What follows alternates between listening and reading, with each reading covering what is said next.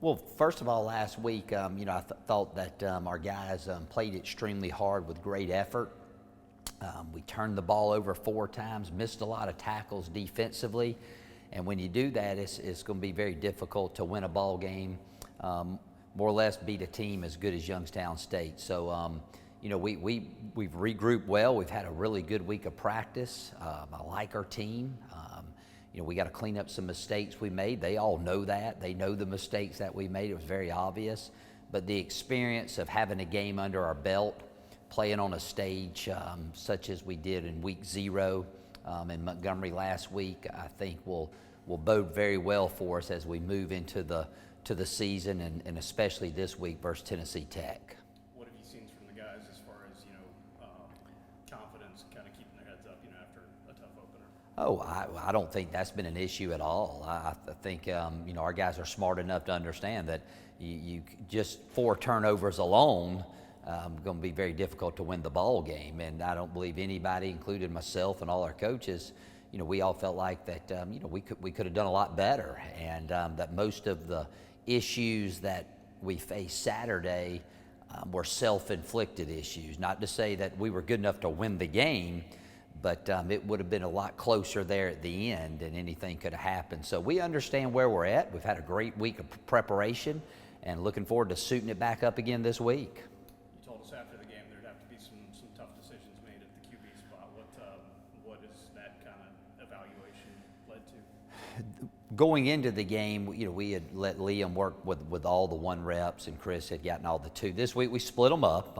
We still got a couple more days of preparation, and after that we'll decide which one goes out first.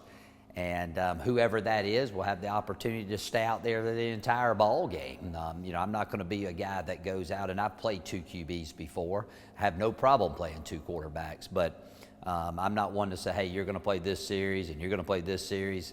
Whoever goes out first is going to, as long as they're moving the ball and we're scoring points, they're going to stay in there. So we got a little bit more evaluation, but I think both of them have competed at a very high level. I think both of them understand where they're at and what they need to get better at, and we'll see how it works out on Saturday.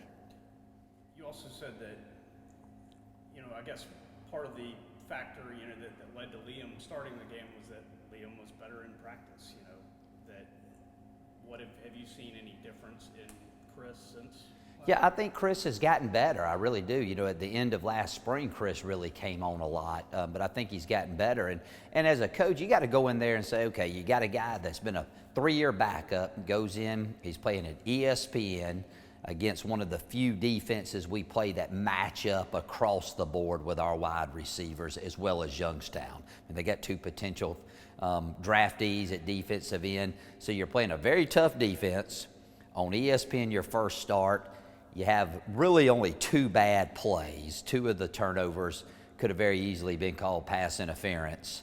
And then Chris comes in late in the game, the backup, maybe not as much pressure, when the game may be a little out of reach, and plays lights out. So you have to determine, not to discount either one of them's performance, but you got to factor all those things in to be fair and make the best decision. And at the end of the day, we want to find the best quarterback. And, I think offensively and defensively, game 1 pointed us in the right direction about who we are as a football team, okay? Everybody that's getting ready to play this week in college football, they think they know who they are, but they don't until they go play the game. So we're pointed in the right direction. This week, I hope all the other questions will be answered as we head into the bye week in conference play. We will have a much better understanding of what we really do well and what we don't do well. And being the QB position, being a top priority in that. Tennessee Tech Saturday, how important is it for your guys to bounce back? Well, I think it's important. It's the next game on the schedule. We're going to prepare, and we want to win the game. Our goal is to be 1-1 going into the bye week now. Don't know a whole lot about Tennessee Tech. I know last season, had new staff and maybe struggled a little bit at different times, but I know their coaches. They're very well coached.